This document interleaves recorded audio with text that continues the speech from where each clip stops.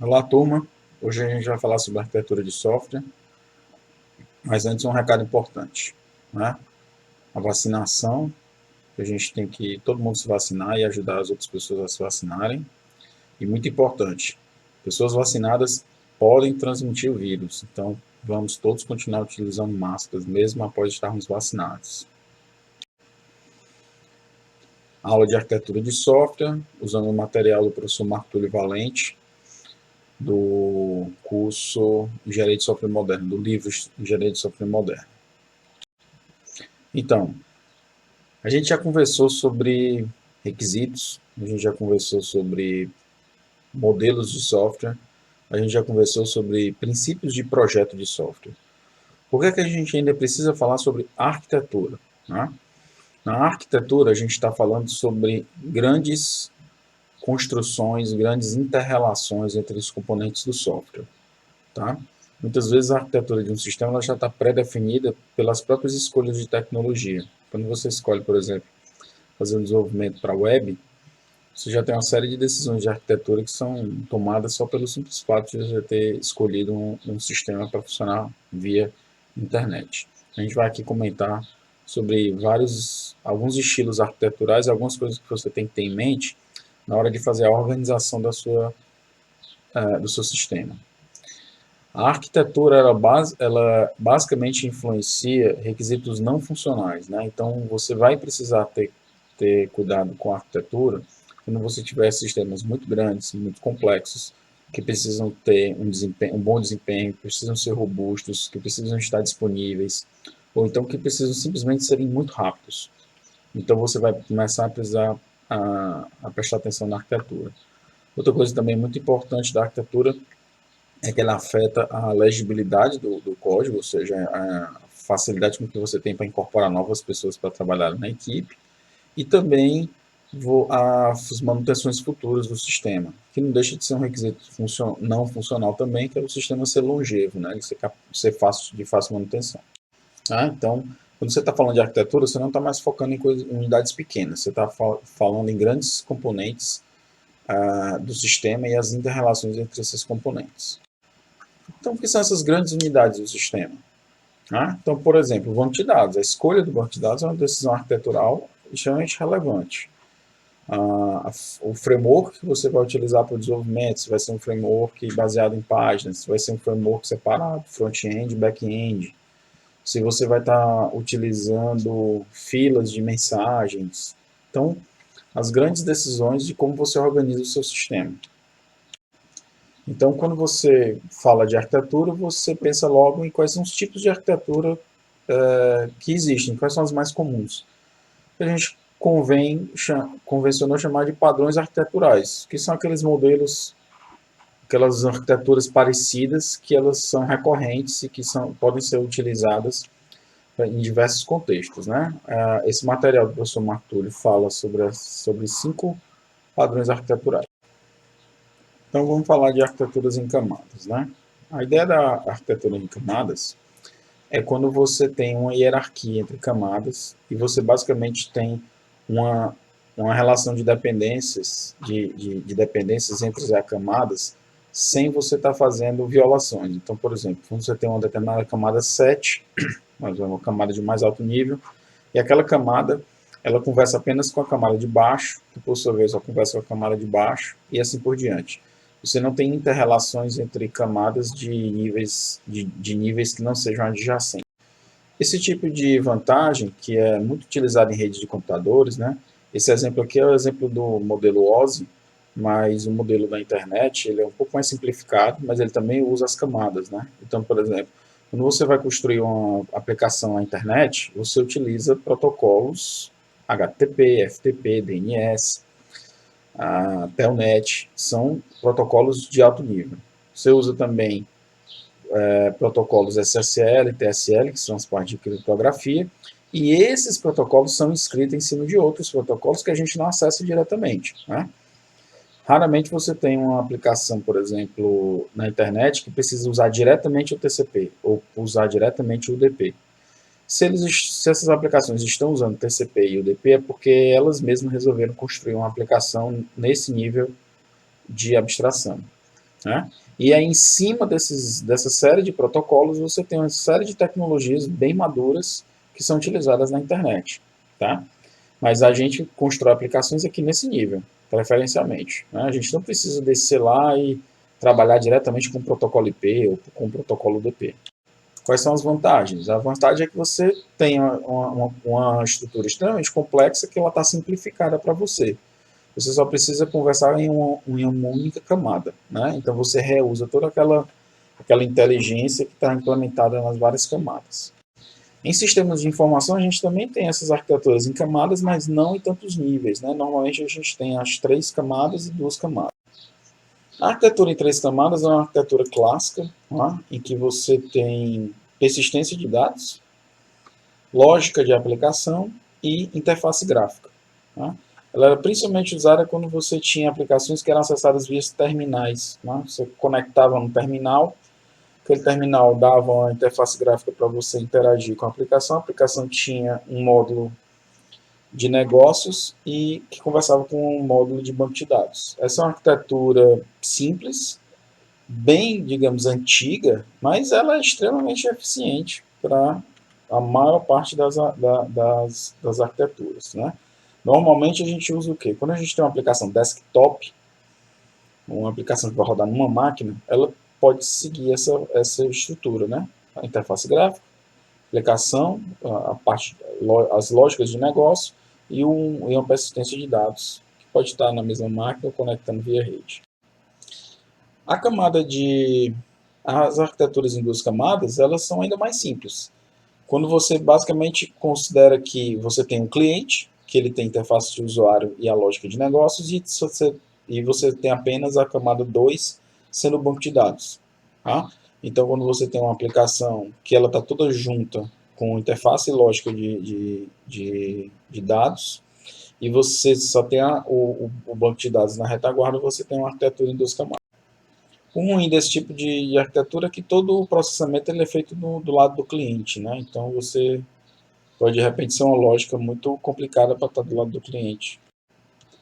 Principalmente com o advento da orientação a objeto, a gente teve esses padrões MVC, Model View Controller, que começaram a ganhar bastante popularidade, né? A arquitetura MVC ela ajuda bastante você desenvolver aplicações, né? Aplicações que vão rodar localmente, porque ela ajuda na organização das interfaces gráficas, principalmente quando as interfaces gráficas elas são muito complexas, né? Então ele divide o sistema em 3 grupos: visão, que são classes especificamente para implementar as interfaces gráficas de usuário, né? As GUIs, Graphical User Interfaces, né? Como janelas, botões, barra de rolagem, tudo isso aqui tem uma série de complexidades e não é interessante que isso aqui fique acoplado à parte de controle. O que é o controle? São as classes que determinam a dinâmica do sistema, ou seja, classes que recebem dados dos usuários, como mouse, teclado, e por onde chegam os eventos que indicam as intenções do usuário. Então, as classes de controle elas vão orquestrar esses componentes aqui de interface gráfica. E o modelo é o que a gente chama de classe de dados, ou seja, as informações da lógica de negócio vão estar guardadas no modelo, né? E eventualmente, se esse MVC aqui precisar acessar uma persistência de dados, o modelo acessa esse banco de dados. Né? Então essa é a ideia geral do MVC. O MVC ele é muito eficiente quando você tem um sistema de informação para ser feito e cuja visão, cuja interface gráfica ela tem uma certa complexidade, muitas telas, muitas páginas para serem mostradas para o usuário. Então, o MVC ele foi criado numa época em que a maior parte das aplicações, elas eram aplicações que a gente chama de aplicações desktop, as aplicações que eram instaladas nos computadores pessoais, né, nos PCs das pessoas. Então, por exemplo, uma ferramenta como um editor de textos, ele tem uma complexidade muito grande e se você não organizar internamente essa complexidade, você tem um caos ali, você tem um software muito difícil de manter. E nos anos 80, para os anos 90, começo dos anos 2000, quando a internet ainda não estava tão desenvolvida, a maior parte das aplicações, aplicações corporativas, softwares de gestão, softwares de automação comercial, eles eram aplicações que rodavam localmente no desktop das pessoas, dos empregados das organizações. Então você tinha uma complexidade e ainda tinha que sincronizar, né? Porque você estava ali usando uma ferramenta que tinha que sincronizar com o banco de dados, né? Por exemplo. Então você tinha uma arquitetura de duas camadas, em que uma camada ficava no cliente e essa camada no cliente tinha internamente uma arquitetura MVC e você tinha um banco de dados remoto que todas as instâncias daquela, que todos os aplicativos instalados ali na rede da empresa acessavam. E aí, com o advento da web, o uso do MVC migrou para as aplicações web. Obviamente que no seu browser você vai rodar apenas a parte da visão, né? E do lado do servidor você fica com a parte do M e do C, do módulo e do controller. Mas você também pode usar essa mesma estrutura do MVC para o desenvolvimento web. As Single Page Applications são simplificações quando você tem, a partir do desenvolvimento de tecnologias como a Ajax, né, que é o uso de chamadas assíncronas, você não precisava mais recarregar a página para ter uma atualização da retaguarda. Então você consegue construir aplicações numa página só, porque aquela página vai se alterando à medida que o usuário vai utilizando o sistema, né? Então, o MVC Web, por exemplo, vários frameworks implementam o MVC Web, né? Ruby on Rails, Django, o Spring Framework, o Cake PHP e vários outros, né? Então, eles são a adaptação do MVC para a web e você consegue fazer sistemas distribuídos com ele, né? O sistema é distribuído por quê? Porque o sistema está na internet e todas as pessoas que estão acessando, elas estão acessando a mesma retaguarda, né? Então aqui você tem o que? Você tem aquela visão do cliente, ó, o browser, os clientes veem apenas a visão, e dentro da aplicação web você tem a implementação do que vai ser visto pelos usuários, os controladores e o modelo. E aí dentro desse MVC aqui, dentro dessa camada aqui você tem um MVC implementado. E o banco de dados conectado ao modelo para fazer a persistência dos dados. Tá certo? Você poderia também ter a mesma coisa numa aplicação desktop, o banco de dados estando remoto. Então, o que o usuário vai ver é controlado aqui pela essa aplicação web, principalmente na parte da visão.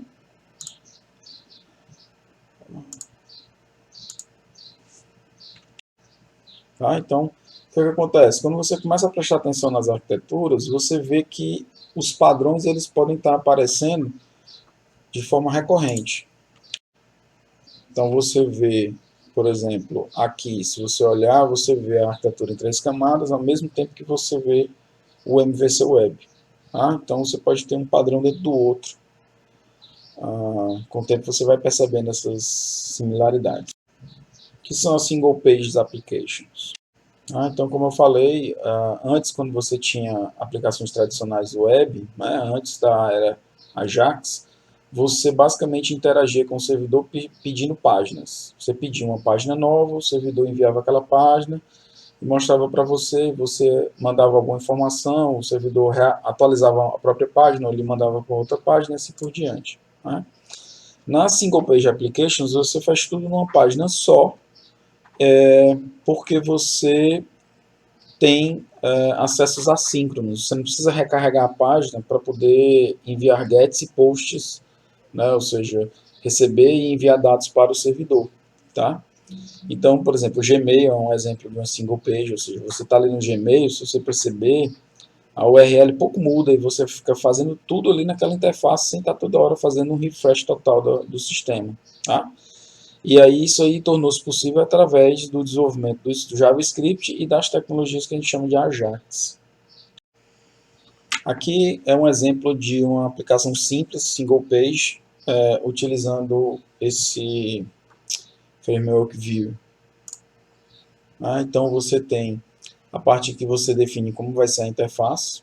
Então você coloca aqui os elementos HTML e os elementos CSS, mas misturado nessa marcação aqui HTML, você tem uma marcação específica da linguagem do framework, né? Então você bota aqui, por exemplo, temperatura, vai ter que mostrar aqui uma temperatura e um botão para incrementar a temperatura, tá?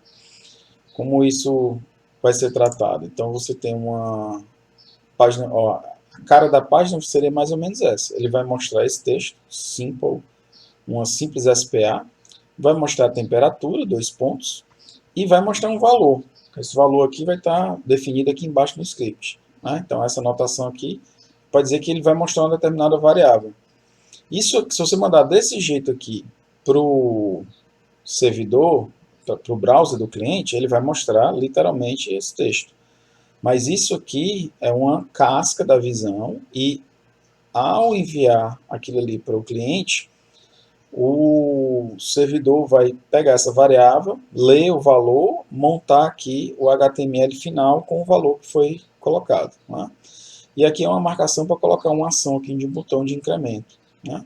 Vamos ver como é que fica a parte do modelo, ou seja, qual é a lógica de negócios por trás dessa simples página web. Você tem aqui um modelo, né, que é uma anotação de criação do modelo.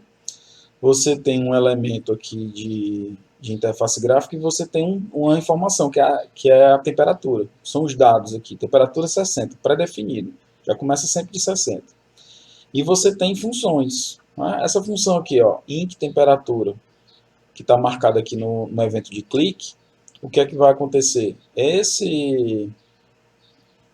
Essa ação aqui, ela vai gerar uma requisição ao framework para que você aumente a temperatura em 1 ponto, né? Você vai adicionar aqui mais uma temperatura. Então, se você acenar o botão, você vai perceber a página mudando para 61, 62, 63. Tá? Esse script aqui também é enviado para funcionar diretamente na página. Tá? Então, aqui você tem os dados e os métodos. É um exemplo bem simples, mas você consegue incrementar o valor da página na página sem precisar recarregar a página a cada clique. Então, as aplicações web ficaram muito mais simples sem a necessidade de estar toda hora recarregando páginas, né? Então, o SPA ele é um padrão largamente utilizado hoje para você desenvolver aplicações web. Vamos falar agora de arquiteturas baseadas em microserviços. Primeiro vamos dizer o que não é um microserviço, né? Então, o correlato de microserviço é o que a gente chama de monolito, né? Monólito, ou então monolítica, também tem esse termo, a aplicação monolítica. Que é o quê? É quando está tudo junto. Toda a implementação da aplicação roda junto, no sentido que roda em um único processo, um único serviço. Tá? Por mais que você tenha feito toda uma separação dos interesses, tenha feito componentes, classes, tenha utilizado padrões de projeto, princípios de projeto, acoplamento, coesão, etc., por mais que tudo esteja muito bem estruturado, aqueles vários objetos do sistema, aqueles vários componentes dos sistemas, eles não conseguem ser usados de forma individual. Eles são usados de forma orquestrada dentro daquele processo, daquela aplicação que foi construída. E aí, no advento da internet, quando a gente começou a ter sistemas que não são só usados por muitas pessoas, mas que são usados por muitas pessoas geograficamente distribuídas. Então você tem o Facebook sendo utilizado na Austrália e no Ceará. Você tem o Gmail sendo utilizado nos Estados Unidos e na Alemanha. Então você tem aplicações que precisam ter alta escalabilidade, né? E aí o que acontece? Como é que você escala uma aplicação monolítica? Porque se você só escala criando cópias. Então você vai criar um servidor 1, servidor 2, servidor 1 atende, por exemplo, Brasil, servidor 2 atende, por exemplo, Alemanha, certo? E aí o que acontece? Esses dois servidores vão usar o mesmo banco de dados? Se eles forem usar o mesmo banco de dados, Cada servidor desse pode estar atendendo ali milhares de pessoas. Continuando. Cada servidor pode estar atendendo milhares de pessoas, mas se eles vão estar utilizando o mesmo banco de dados, e o banco de dados acaba sendo um gargalo para atender todo mundo, né? Então, a gente tem o primeiro problema, que é a escalabilidade. O segundo problema que a gente tem com aplicações monolíticas é que o ritmo de entregas ele acaba sendo mais lento. Por quê? Porque como todas as funcionalidades estão todas juntas em um único build, é natural que o processo de release seja mais demorado, porque você tem mais coisas para serem checadas, você tem mais possibilidade de interferência entre código de funcionalidades dentro de um mesmo sistema e assim por diante, né? Como está tudo muito centralizado, você tem mais dificuldade de fazer releases rápidos. Só para ilustrar, né, o problema de você ter você pode ter uma funcionalidade que quebra as outras, né? Se você tem muitas funcionalidades juntas, mesmo que você esteja seguindo todos os padrões de projeto e as separações, você ainda pode ter esses riscos. E na hora de lançar uma versão para o cliente, para os usuários finais, você não pode se arriscar muito. Então, vamos avaliar o que é que seriam os microserviços, tá? Então, eu vou quebrar a complexidade do sistema em módulos menores. Mas eu vou extrapolar a ideia que vem desde a orientação a objeto, que é um objeto, ele usa serviços de outro objeto, né? Então você tem um objeto que ali que está no controle da aplicação, ele usa serviços de um objeto que cuida da lógica de negócio, do modelo, por exemplo. Então é natural que a gente olhe para os objetos e veja componentes que usam serviços de outros componentes, né?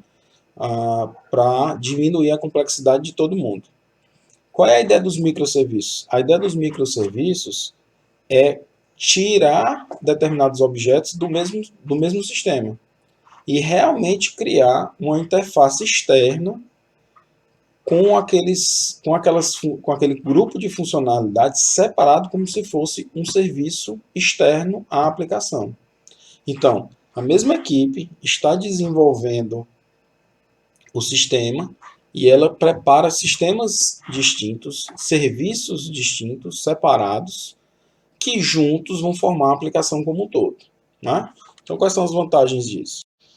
Numa arquitetura monolítica, a gente tem tudo junto, e numa arquitetura baseada em microserviços, nós temos microserviços que vão acoplar subconjuntos desses módulos, tá? E a ideia é que esses microserviços aqui sejam mais fáceis de você escalar e sejam mais fáceis de você fazer também a manutenção, né?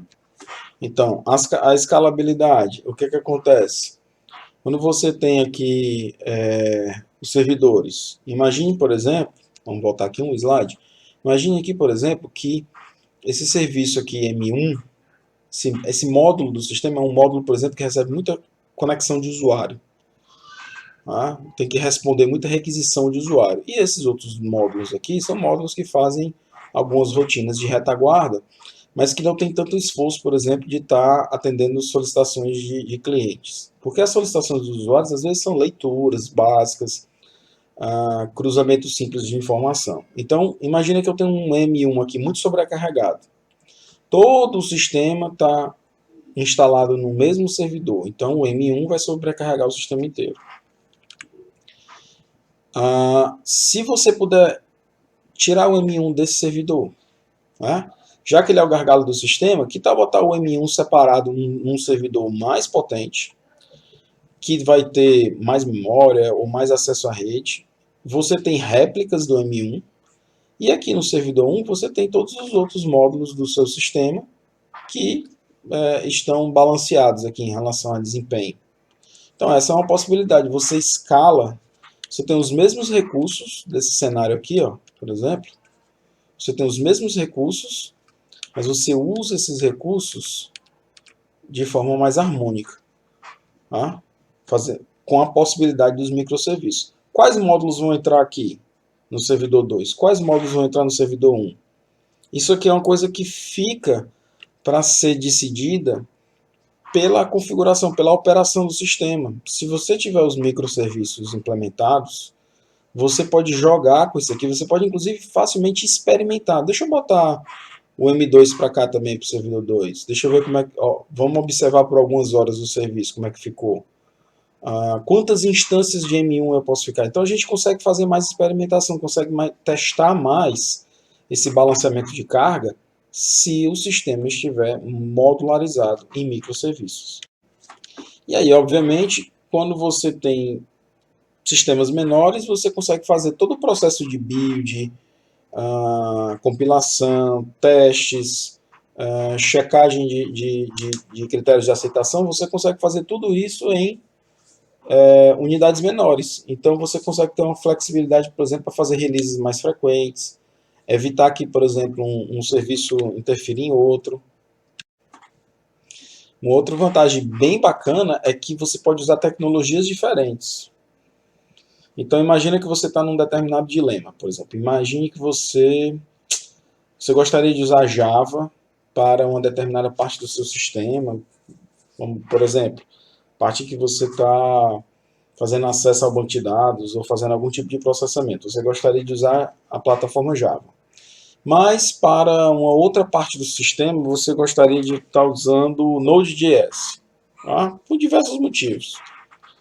Quando você está nessa situação, aqui, você não tem jeito, né? Você tem uma tecnologia só porque você tem um sistema só. Então você tem que fazer tudo em Java, ou então tudo em Node.js, ou então tudo em .NET.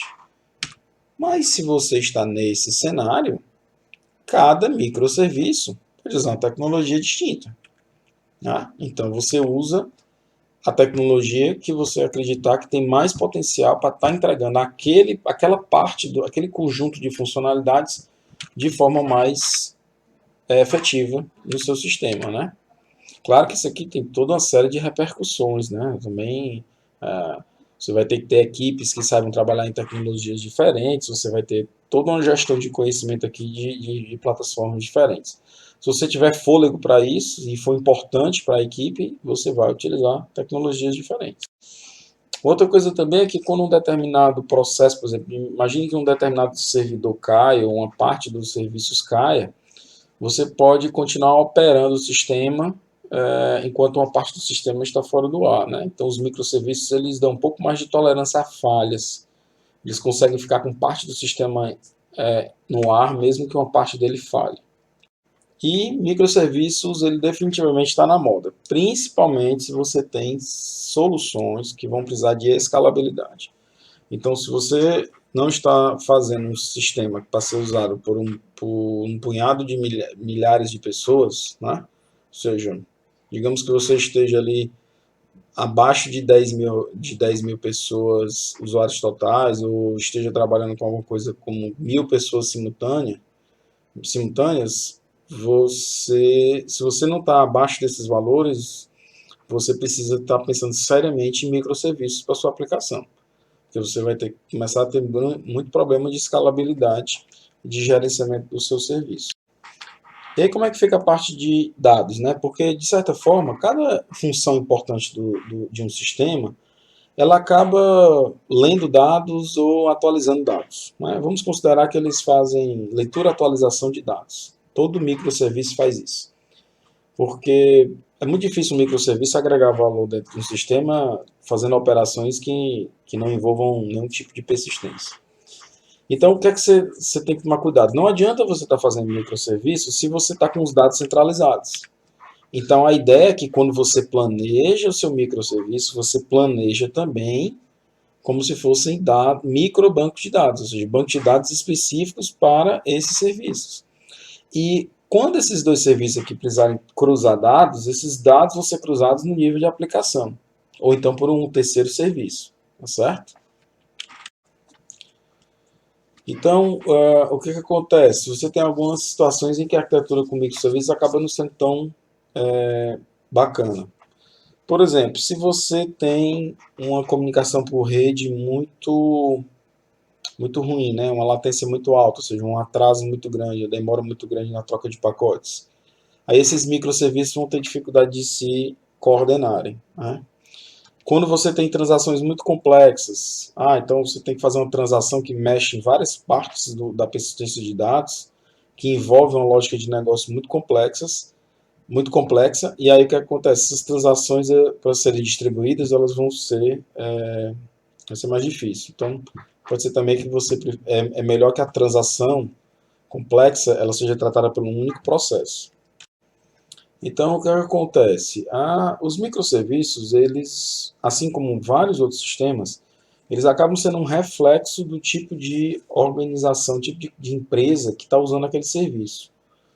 Então, por exemplo, um caso como a Amazon. A Amazon ela tem bastante microserviços, porque ela construiu a empresa orientada a departamentos extremamente especializados. Então, toda a plataforma da Amazon, tanto da parte de comércio eletrônico como da parte de infraestrutura, ela é toda orientada para microserviços, porque é a organização normal da empresa, ela já é departamentada dessa forma. Né? Se você tem, por exemplo, uma empresa pequena, que todo mundo se conhece e basicamente não existem departamentos separados, pode ser que você não precise fazer uma aplicação para rodar o seu negócio, o negócio da sua empresa, você não precisa fazer essa aplicação em microserviços. Tá? Agora, se você já começa a ter vários times diferentes, que cada um cuida de um aspecto do serviço, aí talvez seja interessante ter um microserviço para cada time desse, para cada setor desse da empresa, para que o sistema reflita a estrutura da empresa. Outra coisa também é que é óbvio que você pode fazer começar uma aplicação pensando em microserviços, mas o normal é você começar ele como uma aplicação monolítica, e à medida em que essa aplicação vai ganhando complexidade, você vai pensando nos microserviços e vai fazendo essa migração. Né? De repente, uma nova funcionalidade que precisa entrar, você já coloca essa nova funcionalidade como um microserviço, ao invés de colocar na aplicação original, e aí você já vai, de forma natural, criando essa estrutura de microserviços. Vamos falar agora sobre a arquitetura orientada a mensagens. Tá? Ela é uma das arquiteturas importantíssimas quando você tem aplicações distribuídas. Né? E a ideia aqui é que você tem um serviço de mensageria, né, uma fila de mensagens, ou um broker de mensagens, que ela faz um intermédio entre clientes e servidores. A principal ideia aqui é que como você vai ter um fluxo muito grande de mensagens e você não precisa necessariamente ter um retorno imediato, você usando a fila de mensagens, você trabalha melhor o fluxo de mensagens para o servidor e garante mais desempenho. Então, quando você tem uma fila de mensagens, na verdade, a mensagem não precisa ser tratada pelo único servidor, né?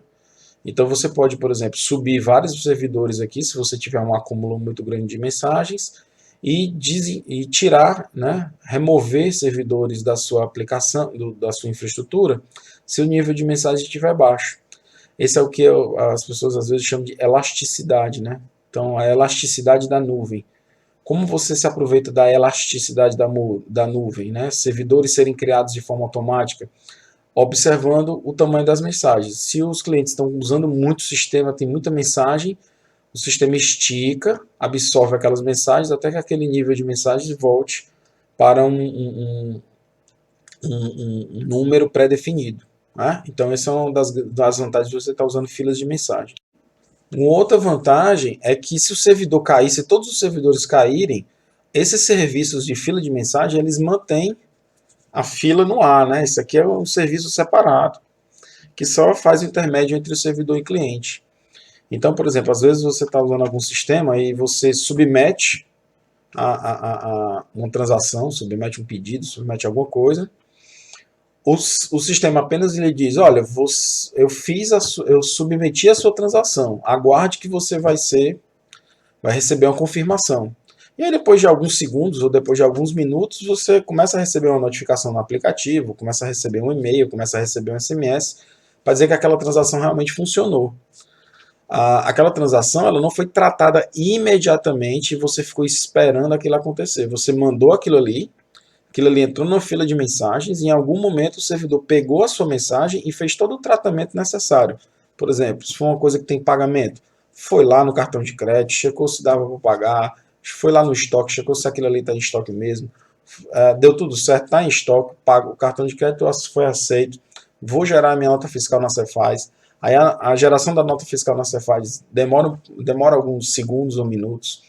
Resolveu, a nota fiscal está disponível. Ah, então finalmente está tudo pronto. Aí ele envia aquele e-mail bonitinho para você com pedido confirmado, foi feita a cobrança no cartão de crédito, está aqui o seu rastreamento do seu produto e está aqui a nota fiscal. Ou seja, uma série de coisas que foram feitas, mas que não davam para ser feitas imediatamente. Você jogou aquilo ali numa fila de mensagens e esperou o servidor uma hora tratar a sua requisição. Então, tudo isso que eu expliquei é basicamente o que a gente chama de comunicação assíncrona, né? Quando você tem sistemas que o cliente pode submeter uma transação e não precisar esperar o retorno imediato, aí você pode usar uma fila de mensagens. E aí você se aproveita disso para fazer uma arquitetura mais escalável. A arquitetura Publisher Subscriber, né? Também conhecida às vezes como produtor-consumidor, né? Aqui a ideia é que você também tem uma fila, mas você tem filas mais orientadas a eventos, né? Então você tem pessoas que estão interessadas em serem notificadas de determinados eventos, né? Que a gente chama de assinantes ou subscribers. E você tem outras rotinas que são publishers, né? Ou seja, são pessoas que geram eventos. E aí esse serviço de Publisher Subscribe, ele basicamente faz esse intermédio. Olha, chegou essa notificação aqui, esse serviço aqui, esse sistema, ou essa pessoa se inscreveu para receber essa notificação, então eu vou notificá-lo quando isso aqui chegar, né?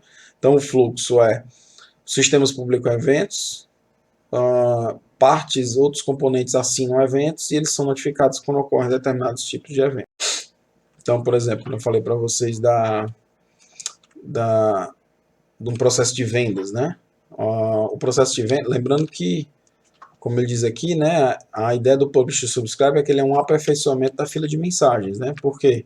Porque não necessariamente, vou voltar aqui no slide, não necessariamente você precisa ter um único servidor lidando com toda a complexidade da mensagem, né? Nessa figura aqui eu estou falando que as mensagens podem ir para algum desses servidores serem tratadas, mas você também pode ter esse cenário em que, na verdade, um evento, que é um pedido de vendas, ele tem que ser tratado por vários sistemas diferentes, né? Então, por exemplo, num sistema de companhia aérea, venda de passagens, o cliente faz um pedido de uma passagem. Aí o sistema pode fazer uma pré-autorização, mostrar alguma coisa para o cliente, mas aí depois ele tem.